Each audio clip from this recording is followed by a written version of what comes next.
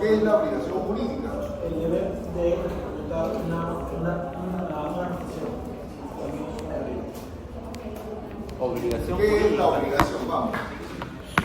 No puedo decir algo porque es otra cosa. Una obligación es una situación jurídica para partir de algo.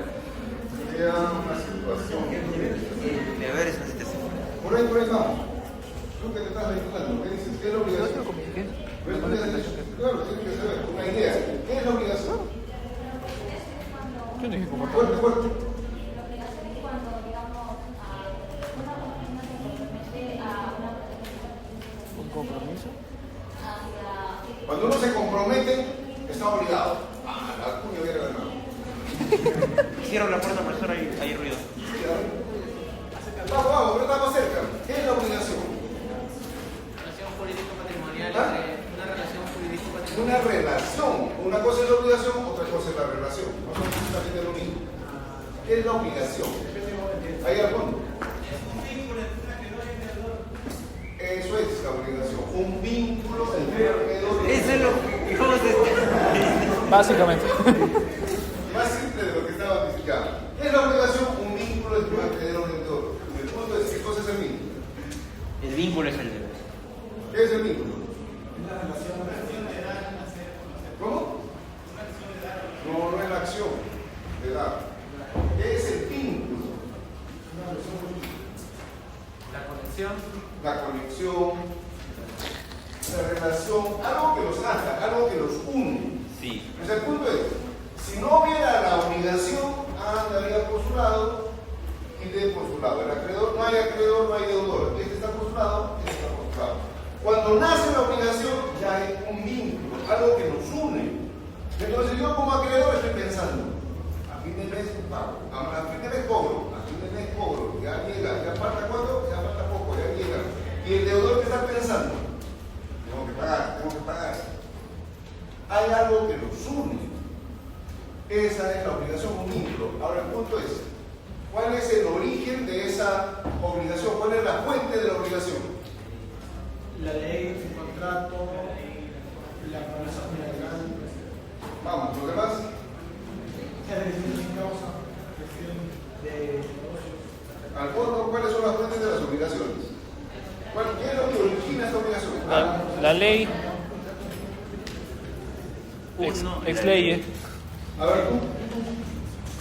¿Qué te conté, hermano? No me acuerdo tu nombre. ¿Cuál es la fuente?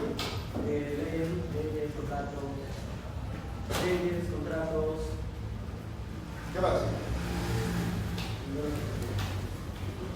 ¿Qué más? ¿Cómo se lee así? La ley, el contrato. ¿Qué más? ¿Qué otra cosa es fuente de la obligación? Que surge la obligación, da al nacer la obligación, Promesa unilateral. la promesa unilateral. Entonces, ¿para qué hablé? ¿No? Me comprometí. He prometido, ya he escrito, tengo que cumplir, hay una obligación. ¿Qué más? Negligencia o culpa, negligencia o culpa, que es la responsabilidad La extracontractual. responsabilidad extracontractual. Cuando uno causa un daño, surge la obligación de indemnizarlo. Ok, eso es el derecho civil. El derecho tributario, lo único que da lugar, que origina la obligación tributaria es la ley. Y la ley entendemos de manera general. La norma idónea puede ser la ley misma, el decreto legislativo, en el caso de delegación de facultades, el decreto supremo, la ordenanza, lo que corresponda a todo eso llamamos ley. En derecho tributario la única fuente de la obligación es la ley. El contrato carece de validez para crear obligaciones tributarias, la voluntad unilateral tampoco, la responsabilidad extracontractual da lugar a una indemnización, que es una relación de otro tipo. La obligación tributaria solo surge de la ley. Y como hemos dicho, la obligación es un vínculo que une al acreedor con el deudor. ¿Ok? Ya, bueno. ¿Y cuál es el objeto de la obligación? La prestación. La prestación. Estamos de acuerdo con eso. No podría, podemos estar de acuerdo. Entonces acá tenemos la obligación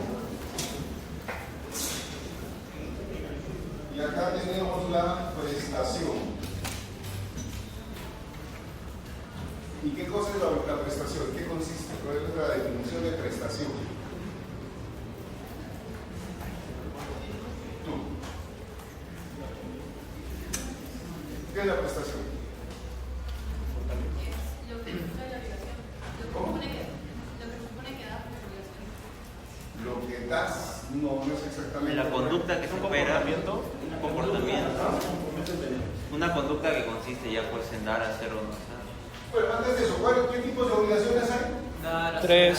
Dar, hacer y no hacer. Esa es la prestación, doctor. Tipo de prestación. Por eso, las obligaciones son de tres tipos: dar, hacer, no hacer. La Ah, esa obligación prestación. tributaria, en principio, es solo una obligación de dar suma de dinero. Obligación de dar suma de dinero es la obligación tributaria. Excepcionalmente, especies, pero en una economía monetarizada, una economía moderna, la obligación tributaria es obligación de dar suma de dinero. Y bueno, ahí el tema empieza a complicarse porque estamos hablando de la obligación principal, hay obligaciones accesorias que pueden ser de otro tipo, como hacer, de presentar declaraciones, por ejemplo, ¿no? Eso sería una obligación de hacer. Pero por lo tanto, dejémoslo ahí. Tenemos la obligación, la prestación. ¿Cómo definimos la prestación? Una conducta que consiste La conducta que consiste en dar, hacer o no hacer. la conducta que conlleva el cumplimiento de la obligación. Si es una obligación de dar, la conducta de dar. ¿Y cuál es el objeto de la prestación? El objeto de la prestación, la satisfacción de la obligación, del interés del acreedor, claro. Entregar el dinero. Sí. Esto es llevarlo, o sea, la obligación es ese vínculo emocional, si se quiere, por el cual yo tengo estoy constreñido y pienso o siento que estoy obligado, ¿no? Tengo la obligación, voy a cobrar, si uno dice tengo que pagar, ok. La prestación ya es la conducta consistente en llevar el dinero. Entonces agarro el dinero y lo llevo. Y esa sería la prestación, la conducta de llevar el dinero. Y a la entrega del dinero, esa ya sería el objeto de la prestación, y por eso se satisface la obligación y se extingue la obligación. Y una vez extinta la obligación, ya no tenemos vínculo, ¿verdad? Una vez que se extingue la obligación, ya no hay vínculo, porque precisamente en eso consiste la obligación, en un vínculo. Se extingue, no hay vínculo. Ahora yo puedo dar por mi lado, ya no me interesa, porque ya fin de mes, lo que sea, ya no tengo deuda con nadie, ya cumplí, y el otro igual, ya no hay vínculo, ya no hay extinta la obligación.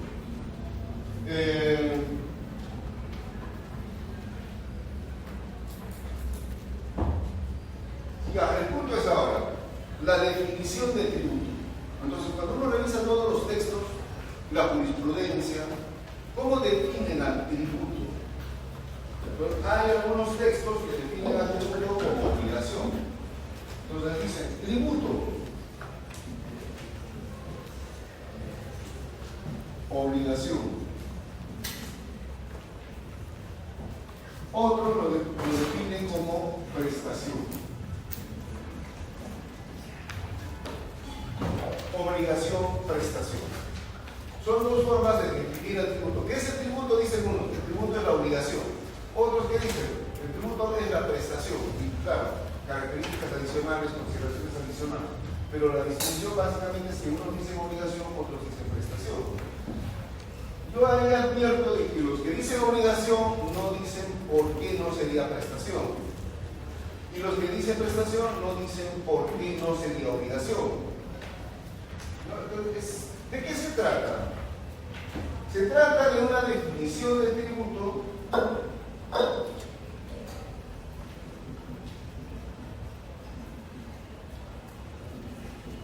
definición jurídica de tributo. Una definición jurídica de tributo. Entonces, cuando yo tributo,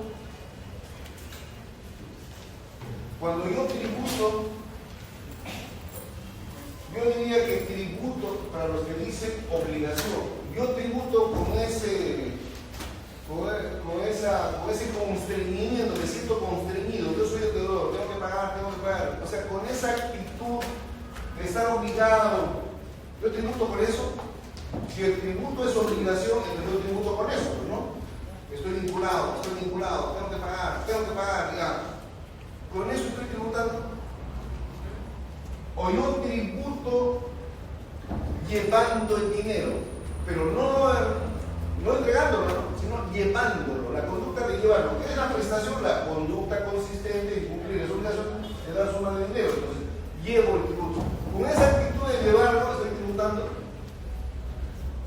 No es muy intuitiva estas definiciones. ¿Cuál es el tema? Para una apreciación más general, el tributo es el dinero. Incluso en la película, las primeras escenas de la película que ustedes han visto, se ve hay una moneda con la cara de la reina Victoria que está girando, ¿verdad? Entonces el tributo es el dinero. Claro, en ese caso el Lagán es un tributo en especie, en fin, pero ahí están los símbolos del Estado, ¿no? Es el dinero que se entrega al Estado. Esa es un poco la idea como símbolos que aparece al inicio de la película. Entonces, usualmente eso es lo que pensamos, ¿no? Ya he tributado, o sea, ya he tributado. Las empresas hace poco han presentado su declaración jurada, impuesto a la renta, y han pagado, ya han tributado. ¿Qué dice? ¿Que se han constreñido? ¿Que han llevado? ¿O que han entregado el dinero? ¿Y qué es el tributo? Más es el dinero que se entrega. Estas definiciones son un poco convincentes, pero ¿cuál es el tema? Los que se dedican a este tema dicen, no podemos decir que es dinero, pero tampoco lo podemos negar, porque realmente el tributo es el dinero que se entrega en calidad de tributo. Ya, pero es que dicen, esa es una definición económica, o esa es una definición financiera de hacienda pública. Acá lo que nosotros necesitamos es una definición jurídica, que sea netamente jurídica. ¿Por qué? Porque necesitamos construir la dogmática, la ciencia del derecho tributario, y para esa ciencia la definición de tributo es una definición central. Si decimos dinero, no, esa no es una definición jurídica, esa es una definición económica. Entonces quieren encontrar una definición jurídica, y buscan y no encuentran. Y lo más que se les parece es una de estas dos. Y entonces algunos dicen, es obligación, otros dicen es prestación, y de ahí salen del paso. Salen del paso y de lo que se trata la tributación todo el tiempo es presentar declaraciones y efectuar el pago. Y para esto, ¿qué cosa es el pago? ¿Cómo definirían el pago? Entregar una suma de dinero.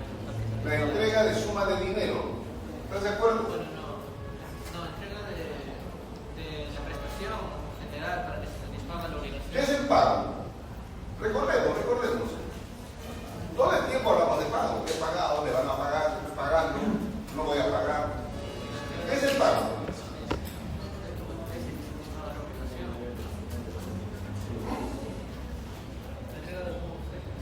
¿Qué es el pago? El cumplimiento de lo que se debe. Entrega una suma de dinero, pero tiene una contraprestación. ¿Contraprestación? No necesariamente, ¿no? La entrega de un Contraprestación puede objeto. llevar a contraprestación. La entrega de un objeto, suma de dinero que satisfaga la obligación. Es una forma de escribir la obligación. Es una de las formas, hay varias formas, es una. ¿Y en qué consiste? ¿Ah? Dar suma de dinero. ¿Qué es el pago? El pago es el cumplimiento de la obligación. El pago es el cumplimiento de la obligación. Nosotros lo vinculamos directamente con el dinero. Eso es si la obligación fuera de entregar suma de dinero. Es el cumplimiento de esa obligación, ¿cómo sería? Entregando dinero. Pero es que el pago es una categoría más amplia. Si mi obligación es de hacer o de no hacer, mi pago no tiene que ver con el dinero. Comportamiento. Tiene que ver con ese hacer o con ese no hacer, ¿verdad? Entonces el pago es una categoría más amplia. Es cumplimiento de la obligación. Hay que ver cuál es la obligación. Hay tipos de obligaciones, dar, hacer, no hacer. Si la obligación es de dar suma de dinero, el pago es entregando suma de dinero. Y con la entrega se extingue la obligación y ya no hay más relación entre las partes, porque ya la obligación se extingue. Ok, entonces, en buena cuenta, en la tributación de lo que estamos hablando es de entrega de suma de dinero. Tiene que haber la entrega de suma de dinero porque esta es una obligación de dar suma de dinero.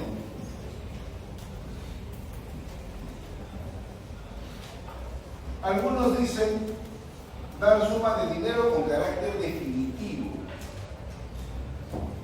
Claro, yo también podría dar, o podría hacer un préstamo. Cuando hago un préstamo, entrego dinero, pero no de manera definitiva, luego me lo van a devolver. Ya, acá viene la pregunta, a ver, vamos. La pregunta es, ¿bajo qué conceptos una persona privada entrega o entregaría dinero al Estado? ¿Por qué conceptos? ¿Se refiere a los tipos de tributo? No tipos de tributos. ¿Bajo qué conceptos en general una persona entregaría dinero al Estado? Porque está obligada Claro, porque está obligada, pero ¿bajo qué conceptos? ¿Qué título jurídico? a título jurídico. Por ejemplo, al título jurídico una persona diría, oh, ahora van a privatizar empresas, ok, me compro una empresa. El Estado, véndame la empresa, aquí está la plata, yo le entrego dinero a título, ¿a qué título? A título de contraprestación. Me están dando la empresa pública y yo les estoy pagando. Ok. Pero yo, ¿a qué título transfiero dinero al Estado? Hay varias posibilidades. A título Una de- sería a título de contraprestación, ¿no? Me entregan, me venden y yo le pago el precio. Ajá. ¿A qué otro título una persona podría entregar dinero al Estado? Multa. Multa, que sería otro concepto. En multa he cometido una infracción, me ponen la multa y tengo que pagar la multa. Entonces ya tenemos contraprestación, multa. ¿Qué más? Crédito. Euros. Contraprestación, multa, préstamo. Le hago un préstamo al Estado. Toma el dinero, a préstamo. Luego me lo va a devolver. Ese es su título. ¿A qué título le estoy entregando? A título de préstamo. ¿A qué otro título? Bonos. Ese sería un bono, ¿no? Dame el bono, toma la plata. Le estoy entregando dinero a título de préstamo. Luego me lo va a devolver.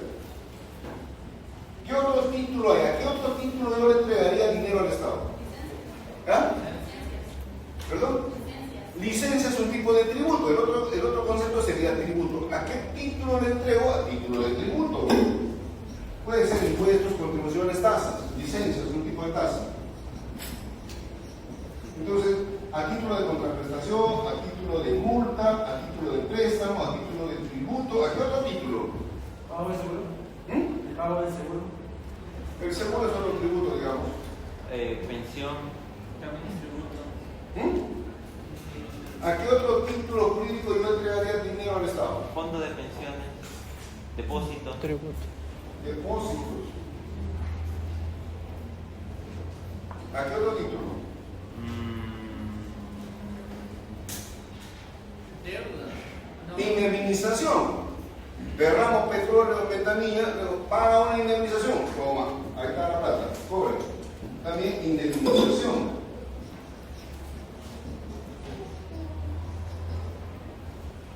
Indemnización. Serían todos. No se me ocurre. Ok, ya, entonces, el punto es, ¿a dónde voy? En mi opinión, una mejor definición, es decir, el tributo es la obligación, el tributo es la prestación, en mi opinión, una mejor definición sería, ¿qué es el tributo? El tributo es el título jurídico bajo el cual se entrega dinero al Estado con carácter contributivo. O sea, ¿qué es el tributo? El título jurídico que sustenta esta particular entrega de dinero, que es a título definitivo, con carácter contributivo para solventar el gasto público, que nace de la ley, que no es ninguna de las otras que acá están. ¿Ok? Entonces, en mi opinión, cuando uno busca una definición jurídica, han buscado y se han quedado en estas dos. Yo me parece que no han encontrado, es esta, que es título jurídico. ¿Qué es el tributo? El título jurídico que sustenta el traslado de dinero que hago con carácter contributivo para solventar el gasto público. Esa sería una mejor definición. Ahora, ¿los tributos afectan a la propiedad? Sí. ¿Sí o no? Sí. Tenemos derecho de propiedad, está en la Constitución, ¿no? La Constitución garantiza el derecho de propiedad. Ahora, ¿los tributos afectan a la propiedad? Sí. ¿Y entonces qué hay? ¿Hay una contradicción? dice la lectura que existe el principio de no confiscatoriedad, justamente para respetar el principio de propiedad. Solamente que la ejecución de un tributo sobre la propiedad de la persona es una medida de carácter última, es una última medida para justamente satisfacer el interés del Estado ante el incumplimiento del tributante. La última medida. Claro. Sería el derecho penal la última medida. No, no es la última medida, eso es el derecho penal. Es una medida ejecutiva, el embargo que... El embargo, pero Ajá. el embargo es la ejecución de una deuda impaga, ¿no? Exacto. Puede ser civil, tributaria, de cualquier naturaleza. Entonces, en un contrato privado y no cumplo, me demanda, me ejecuta, me embarga. El punto es, ¿los tributos afectan a la propiedad? ¿Sí o no? Afecta el patrimonio. Parte de la propiedad. ¿Cuál es la diferencia con la propiedad? ¿Qué quiere decir por afectar, profesor? Porque afectar, hay un término de afectar del Estado sobre una explotación de estos bienes. Ok, afectar en la ¿A qué se medida de... Poner en tela de juicio o en tela de litis. No, sino que yo soy el propietario Ajá. y la propiedad es de derecho exclusivo Ajá. y viene el Estado y se lleva una parte. Ah, ya, ok. Entonces, afectan, disminuyen mi propiedad, se llevan mi propiedad. Sí, porque la propiedad es un criterio para determinar ciertos tributos, profesor. Porque... Yo soy dueño, o sea, si el tributo le entrega de dinero y yo soy propietario del dinero, Ah, ya. antes de que lo entregue está en mi bolsillo, yo soy el propietario. ¿Qué cosa hago? Lo saco y se lo entrego. Mi propiedad ha disminuido. Claro que afecta a la propiedad, pero no hay forma. No hay otra forma de cómo vamos a solventar el gasto público. Estamos juntando recursos. ¿Cómo? A partir de la ley crea una obligación. Esa obligación me constriñe. Tengo que entregar. Finalmente entrego, me libero de la obligación y entregué el dinero. Mi propiedad se ha reducido. ¿Se ha reducido, sí o no? Pero como tú decías, pero los tributos no pueden ser confiscatorios. Precisamente en la Constitución hay una garantía, un principio que dice los tributos no confiscatorios. ¿Qué significa que no pueden ser confiscatorios? ¿Qué es la confiscación? La confiscación es... Recauda una gran parte de las ganancias o hace que no podamos tener un beneficio de su trabajo, precisamente, y eso La confiscación, ¿qué es la confiscación? La confiscación es el...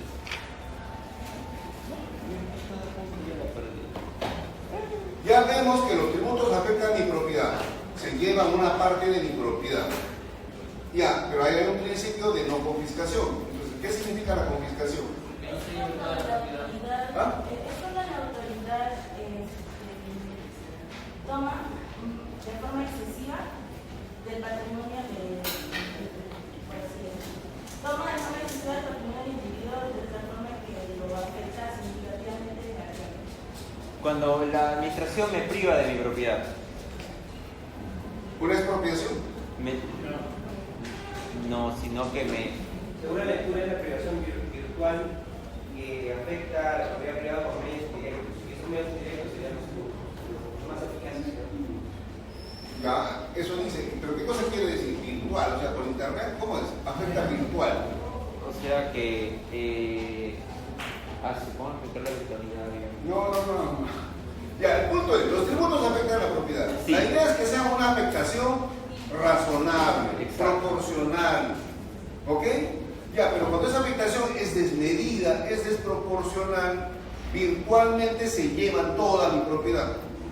O sea, el punto es, si se llevan toda mi propiedad, esa es una confiscación.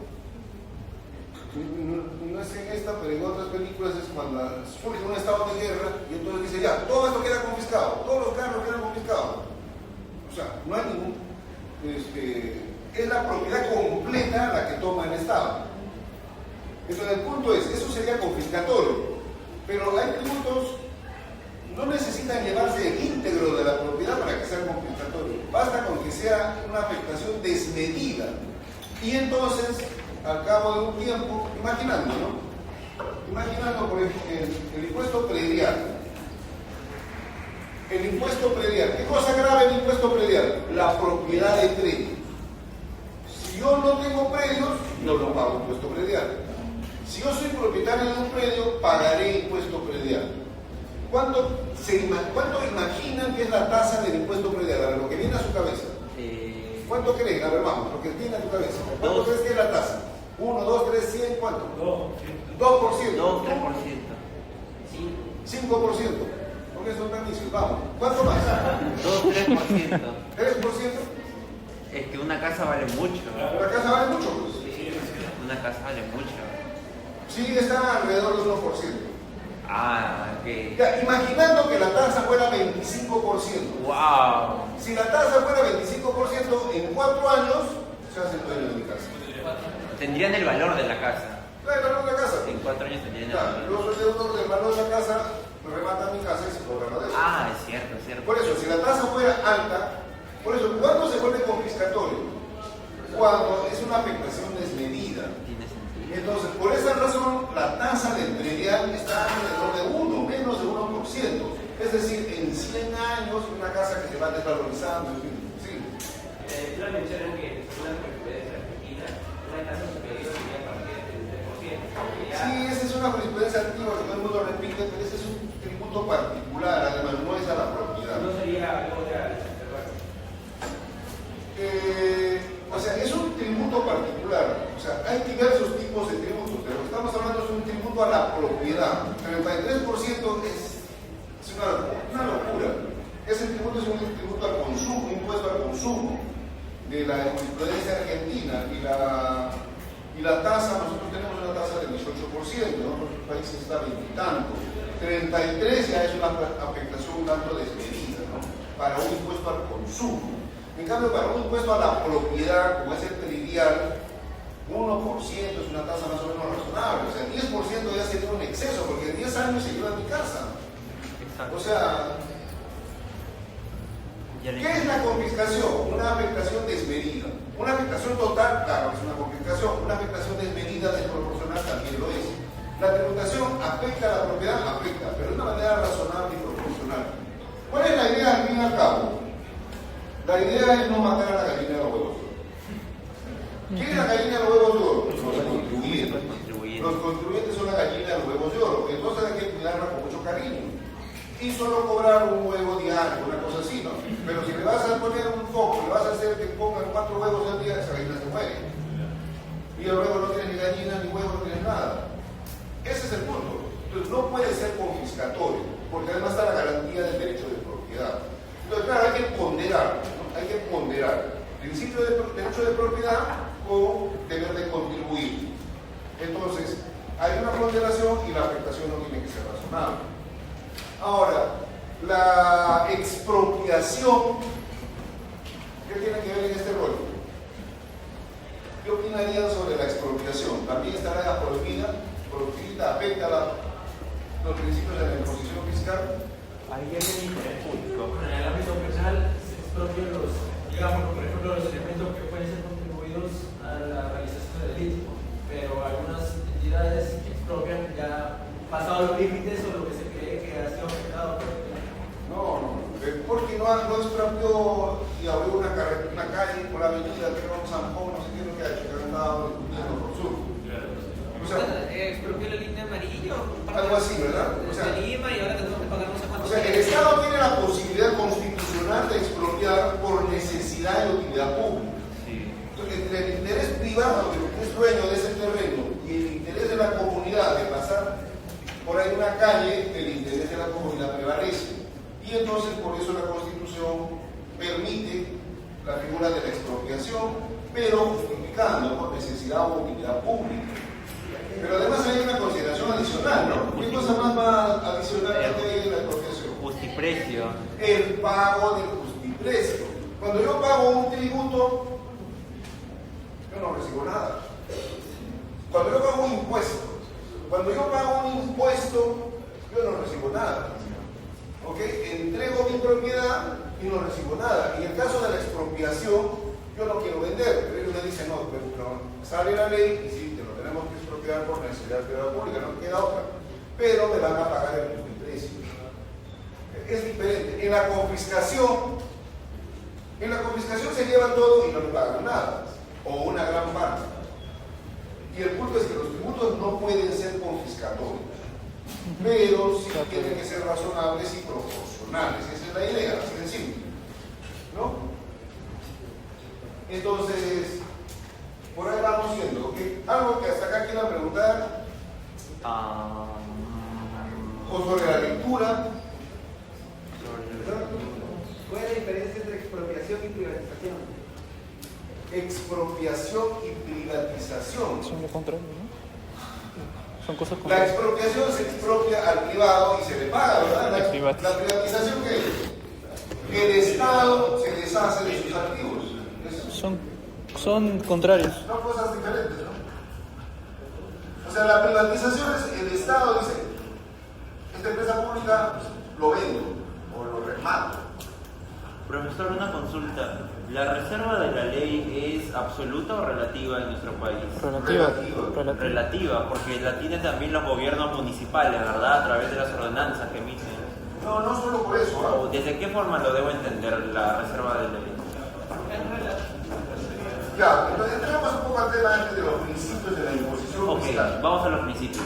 Vamos a los principios. Entonces tenemos el principio de legalidad, el principio de reserva de ley. Salud. Ya, el principio de reserva de ley. ¿Qué dice el principio de reserva de ley? Que solamente las personas con la debida potestad pueden dictar normas en materia tributaria. No, reserva de ley en general. Reserva de ley solo hay en tributario. Como principio de legalidad. No, una cosa es legalidad, otra es reserva de ley. Son dos cosas diferentes. Vamos distinguiéndolos. El reserva de ley, ¿a qué se refiere? ¿Solo reserva de ley solo hay en tributario? No. Solo ciertos órganos pueden abarcar en este caso los aspectos tributarios. La debida competencia para dictar ciertas medidas, normas, para normar sobre cierta materia. Ya, pero para empezar, a ver, reserva de ley, ¿solo hay en tributario o también hay en otras áreas? Hay en otras áreas. Hay en otras áreas. Ya, ¿tú querías opinar? Sí. Solamente quería responder sobre que reserva de ley hace referencia a que en materia tributaria solamente una norma con rango de ley puede hacer la notificación. Eso es lo que usualmente se dice, pero habría que precisarlo, ¿no? Porque es muy general, pero eso es lo que dicen. Ya, el punto, ¿en qué consiste la reserva de ley? La reserva de ley consiste en lo siguiente. La Constitución reserva la regulación de un determinado tema a la ley. Entonces, por ejemplo, dice, este tema solo va a ser regulado por ley. ¿Y entonces qué es lo que está haciendo? Está estableciendo una reserva de ley sobre ese tema. Por ejemplo, la aprobación del presupuesto general de la República. Ley. La Constitución dice, la aprobación del presupuesto general de la República se va a hacer por ley. ¿Qué es lo que ha establecido? Una reserva de ley. El presupuesto general de la República solo se puede aprobar por ley. De tal manera que no se puede usar ningún otro instrumento normativo para regular ese tema. Solo una ley. Entonces, por ejemplo, el establecimiento de delitos, solo por ley. Hay una reserva de ley. La creación de delitos, la tipificación de delitos, solo por ley. Y así hay una serie de temas que la Constitución dice, este tema, solo por ley. Cuando la Constitución establece la reserva de ley y dice, este tema, solo por ley, lo que también nos está diciendo implícitamente, en buena cuenta, es, este tema no puede regularse por decreto supremo. ¿Por qué? Porque en realidad son los dos poderes que hay, ¿verdad? Está el Parlamento que da leyes y está el Ejecutivo que da decreto supremo. Esos son los poderes que tienen poder normativo. Entonces, este tema lo podría regular el Congreso, lo podría regular el Ejecutivo. Entonces, la Constitución toma partido y dice, no. Este tema solo por ley. Y nosotros deberíamos entender ahí, este tema no puede regularse por decreto supremo, que es la otra posible alternativa, ¿no? Si no dijera nada, podría regularse algún tema sobre lo que no dijera nada, podría regularse por decreto supremo. Es lo que conocemos como decretos autónomos, ¿no? Decretos autónomos. Casi ya no hay decretos autónomos. Lo que hay usualmente, los temas se regulan regulan por ley y los decretos reglamentan la ley. Pero hace algún tiempo había decretos autónomos, áreas sobre los que no había reserva de ley y después, y como no había ley tampoco, o sea, la Constitución no reservaba la ley y el legislador no se ocupaba de ese tema. Entonces venía el Ejecutivo y lo regulaba. Virtualmente era una ley, pero aprobada por el decreto supremo. Profesor, entonces, ¿qué significa reserva de ley absoluta y reserva de ley relativa?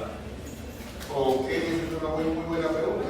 ¿Qué significa reserva? Porque hasta ahí todo sería una única reserva de ley. Porque solamente por ley. ¿Cómo se distingue reserva relativa absoluta? Ya. Entonces, ¿cómo entienden la reserva de ley absoluta en materia tributaria? En materia tributaria también dicen hay reserva de ley. ¿Eso qué significa? Que los tributos se aprueban solo por ley. Ya, entonces dicen reserva absoluta. Todo tiene que estar en la ley. Todos los detalles tienen que estar en la ley. No puede delegarse nada al reglamento. Nada de carácter general al reglamento. El reglamento simplemente es un reglamento. Detalla lo que ya está en la ley. Pero si la ley se olvidó de algo, eso no lo puede completar el decreto supremo porque hay reserva de ley. Entonces, esa es la reserva absoluta. Todo tiene que estar en la ley. La reserva de ley relativa le abre la puerta al reglamento. En algunos casos, la propia ley dice, esta parte lo va a hacer el reglamento, y ahí ya entramos a reserva de ley relativa. Porque con reserva de ley absoluta, la ley tendría que hacerlo ella y no podría delegar al reglamento. No podría delegarlo. Y el reglamento no se podría meter también por su cuenta. Ya, pero eso era inicialmente en el siglo XIX, ¿no? Cuando el tiempo ha pasado, las cosas son más flexibles, entonces hemos ido evolucionando en Europa, en Latinoamérica, a una reserva relativa. Y entonces, lo principal, lo esencial está en la ley y algunas cosas adicionales pueden estar en el reglamento. La ley también puede habilitar al reglamento, lo que en principio una reserva absoluta no permitiría. La reserva absoluta es así, cuadriculada. Ley, solo ley y nada más que ley. Si el reglamento mete su cuchara, eso está mal. En cambio, la reserva relativa se abre la posibilidad que el reglamento participe en algunos aspectos.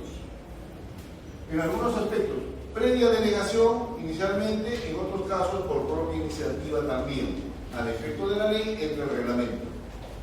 Esa es la reserva de ley relativa y esa es la que tenemos y esa es la que hay en todas partes. ¿Por qué, profesor? Porque los reglamentos pueden detallar ciertos aspectos de los tributos. No, detallar es el función del reglamento. No tiene que pedir permiso a nadie.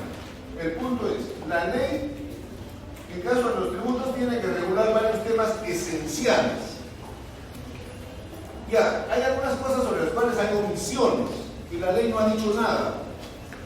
Hasta que el reglamento se reúna, se pongan de acuerdo y todo su procedimiento lento, pasa mucho tiempo. El Ejecutivo saca un decreto supremo y subsana esa situación inmediatamente. En otros casos, la propia ley habilita que el reglamento se ocupará de este tema, ya, que traslada la posibilidad. Lo que en la reserva absoluta, eso sería imposible. Esa es la diferencia entre reserva absoluta y reserva relativa. Por ejemplo, un ejemplo de reserva relativa, algún reglamento que haya hecho esto. Sí, cuando la ley delega aspectos al reglamento. Ya, ok. Los ortodoxos dirían, no, pero la ley no le puede delegar al reglamento, que eso tiene que hacerlo la ley. ¿Por qué? Porque el Parlamento representa al pueblo y los impuestos tienen que venir de nuestros representantes, no de gente que ha sido designada a dedo. Así dicen, ¿no? Los ministros son puestos a dedo, los funcionarios son puestos a dedo. Ya, entonces, ahí no hay legitimidad, no hay legitimidad democrática. En cambio, el Parlamento tiene legitimidad democrática, porque todos hemos votado por ellos. Ya, y de ahí ha salido, y él tiene legitimidad democrática. El Ejecutivo tiene legitimidad democrática, tiene. El presidente lo hemos elegido, pero a los ministros y a todos los demás, él los ha puesto a dedo. Y ellos van a querer tributos. No. Ya, pero ese rollo es pues del siglo XIX. Las cosas han evolucionado, se requiere más dinamismo y las cosas son más flexibles y se admite la reserva relativa. Eso ya no es Ok, profesor, ya quedó claro. Entonces, el siguiente principio era el principio de igualdad. El de legalidad, diría yo. Legalidad. Hay que distinguir ahora reserva de ley con legalidad. ¿Son lo mismo? Ok. No. No. ¿Cuál es la diferencia? La legalidad señala que todo se ciñe a lo que está señalado en las disposiciones normativas, ¿verdad, Pero profesor? acá las chicas están chateando. ¿Quién es, profesor? No, señale, profesor, para anotar su nombre. A ver, que cuenten, ¿qué están chateando? No, presidente. Ya, ¿qué es el principio de legalidad? El principio de la legalidad es el respeto de lo que está contenido en la norma. El derecho público y el derecho privado. El principio de legalidad es derecho público y derecho privado, ¿qué dice? Todo. El Everything. derecho privado es derecho, principio de legalidad. ¿Tú qué dices? Tú tienes otras rayas. ¿Principio de legalidad hay en derecho privado? ¿O principio de legalidad solo en derecho público? Por supuesto, profesor. Penal, administrativo, tributario. ¿Cuál, por ejemplo? Por ejemplo, digamos en el derecho civil hay relaciones contractuales entre ambas partes que son reguladas por normas imperativas. Por ejemplo, la representación se ciñe al principio de literalidad y con ello también al de legalidad. Por ejemplo, en la formalidad, si es acto solemne, También. pide una subida de escritura pública. Yo no me puedo casar de la forma que me da la gana. Tengo que hacerlo de la forma que dice el Código Civil. ¿Verdad? Entonces, ¿eso qué cosa es? Principio de legalidad. Pues la ley ha establecido unos parámetros que tienen que cumplirse. Ese es el principio de legalidad. Entonces, el principio de legalidad es transversal. Usualmente pensaban, no, es de derecho público, penal, administrativo, tributario. No, también en civil hay derecho. Hay normas imperativas y es el principio de legalidad. ¿Qué es el principio de legalidad entonces, profesor? Ese es el punto. ¿Qué es el principio de legalidad? A ver, vamos, las que me están chateando. ¿Qué dices? ¿Qué es el principio de legalidad?